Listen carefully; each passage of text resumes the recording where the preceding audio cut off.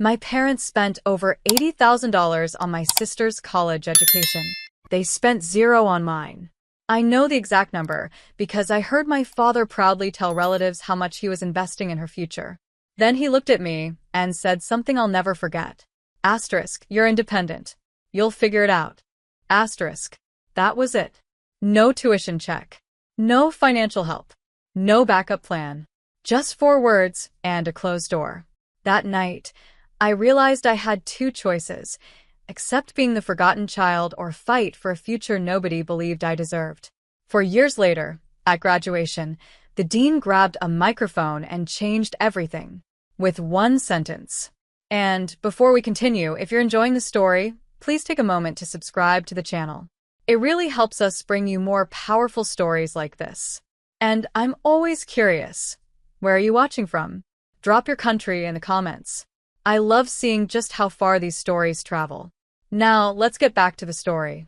My sister Emily and I received our college acceptance letters on the same afternoon. I remember sitting at the kitchen table, my hands shaking as I opened the envelope from our dream university. When I saw the word congratulations, I couldn't stop smiling. Across from me, Emily screamed with excitement. She had been accepted too. For a moment, it felt perfect. We hugged, laughed, and talked about dorm rooms, classes, and everything we wanted to do when college started. It felt like the beginning of a new chapter for both of us. But that feeling didn't last long. You see, growing up, Emily was always the favorite.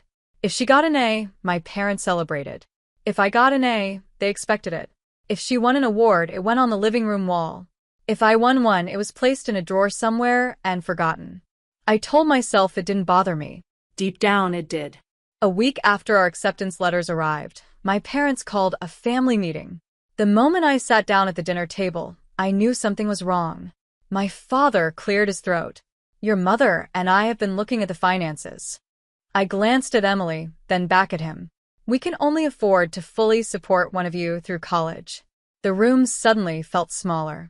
I waited for him to explain. Maybe they would split the costs. Maybe they'd help both of us somehow. Instead, he looked directly at Emily. We've decided to pay for your tuition. My stomach dropped. What about me? I asked quietly. My father sighed. Then he said words I would never forget. Emily has real potential. You'll figure something out on your own. My mother didn't argue. She simply nodded. At that moment, I realized nobody was going to fight for me. Nobody except myself. That night, lying awake in bed, I made a promise. If I had to build my future alone, then that's exactly what I would do. The next 4 years began with a lesson I learned very quickly. College is a lot harder when you're paying for every minute of it yourself. While Emily moved into her dorm with new furniture, care packages, and a tuition bill already paid, I spent the summer filling out scholarship applications and searching for jobs. By the time classes started, I had pieced together enough grants, student loans, and savings to enroll. Barely. My days became a non-stop cycle of work and school. I stocked shelves at a grocery store before sunrise. I rushed to campus for lectures. After classes, I worked another shift at a small cafe near the university. Then I stayed up studying until midnight or later.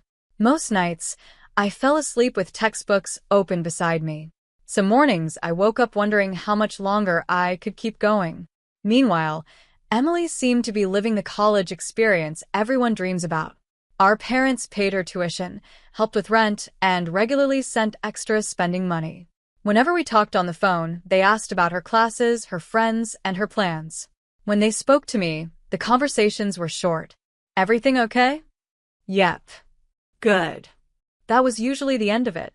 The hardest part wasn't being tired. It was feeling invisible. No matter how hard I worked, it felt like nobody noticed. During my second year, things got so overwhelming that I seriously considered dropping out. One afternoon, after failing to keep my eyes open during a lecture, I sat alone outside the library wondering if my father had been right. Maybe I wasn't good enough.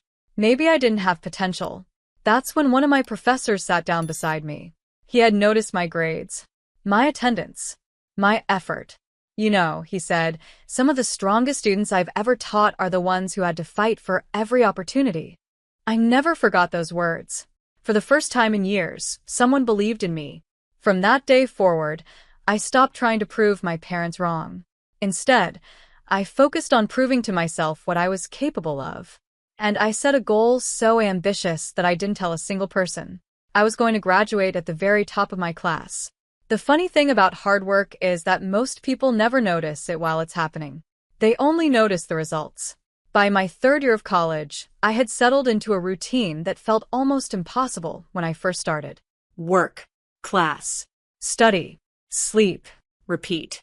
Somewhere along the way, all those exhausting nights started paying off. My grades climbed higher every semester. Professors began recognizing me in the hallways. Students started asking for help with assignments and exam preparation. Before long, I was tutoring several classmates every week. For the first time in my life, I wasn't just keeping up. I was leading. One professor invited me to assist with a research project. Then another opportunity appeared, and another. Each one opened doors I never knew existed. The more I learned, the more confident I became. Not because I was smarter than everyone else, because I finally understood what persistence could accomplish. Meanwhile, Emily's college experience was taking a different path. She wasn't failing. Far from it. But while I was spending weekends in the library, she was focused on everything else college had to offer. Her grades slowly slipped from excellent to average. Still, my parents never seemed concerned. Whenever they called, they talked about Emily's future as if success was already guaranteed. I listened quietly, and I never mentioned my own achievements. Not the scholarships I had earned, not the academic awards, not the research recognition, not even the letters of recommendation professors were writing on my behalf. Part of me wanted to tell them, but a larger part wanted something else. I wanted my success to speak for itself.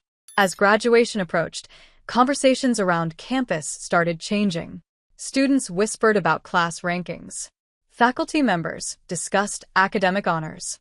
One title in particular seemed to come up everywhere: valedictorian, the highest academic honor in the graduating class. I knew I was in the running. A few professors hinted at it. The dean's office requested additional information about my academic record, but nothing had been officially announced. So I kept working, kept studying, kept pushing forward. And all the while, my family remained completely unaware of what was happening.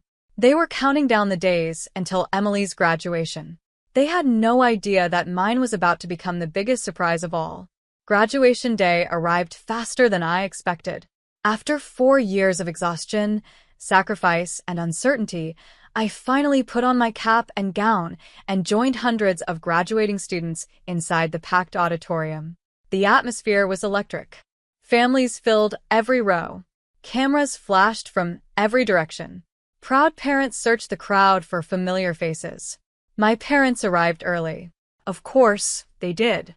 This was Emily's big day. As relatives gathered around her, I stood nearby smiling politely while conversations flowed around me. Emily always had such a bright future. We knew she'd do great things.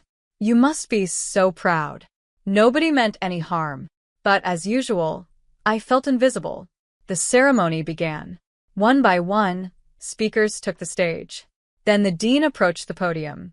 The room gradually fell silent.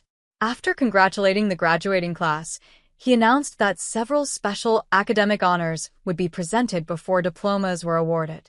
I sat up straighter. My heart immediately started racing. The dean began describing one student. A student who had worked multiple jobs throughout college. A student who had participated in research projects. A student who had maintained exceptional academic performance despite significant financial challenges. With every sentence, my pulse quickened. I recognized the story, because it was mine. Around me, students began looking around the auditorium. My parents remained focused on Emily. Then the dean smiled. And this year's valedictorian is... For a moment, everything seemed to stop. Sarah Mitchell. The auditorium erupted into applause. My name echoed through the speakers. My parents froze. Emily's eyes widened. Several relatives looked completely stunned. I slowly stood to my feet. For years, I had imagined this moment, yet somehow it felt unreal. As I walked toward the stage, I glanced toward my family. My mother's hand covered her mouth. My father stared in disbelief. The dean handed me the medal and invited me to the podium. Taking a deep breath, I looked out across the audience. Then I shared the lesson that had carried me through every difficult year. That your circumstances do not determine your future. Your determination does. When I finished speaking, the entire auditorium rose to its feet. And for the first time in my life, my family was looking at me. After the ceremony ended, students and families poured out onto the campus lawn. Everywhere I looked, people were celebrating, taking photos, laughing, hugging. For a few minutes, I stood alone holding my valedictorian medal, letting everything sink in. Then I saw my parents walking toward me. Neither of them spoke right away. My mother reached me first. Tears filled her eyes. "We had no idea," she whispered. For a moment, years of disappointment rushed back into my mind. The family meeting, the tuition decision, the long nights working while everyone else slept, the feeling of constantly being overlooked. My father looked down before finally speaking.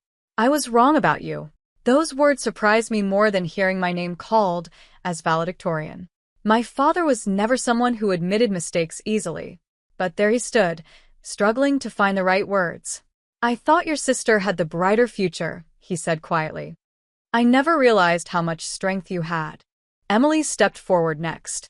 To her credit, she wasn't angry or jealous. She wrapped me in a hug. "I'm proud of you," she said. "And I'm sorry if I ever made you feel like you were competing with me." For the first time, it felt like we were truly talking as a family. Not perfectly, but honestly. I told them something I had learned during those 4 difficult years. Success isn't about proving other people wrong. It's about proving to yourself that you can keep going when nobody believes in you. Over time, our relationships improved. I graduated debt-conscious but proud, began my career, and slowly built the future I had fought so hard to earn. And looking back, I realized something important. The moment my parents refused to invest in my future felt like the end of my story. In reality, it was the beginning. Because sometimes the greatest opportunities appear when you're forced to believe in yourself first.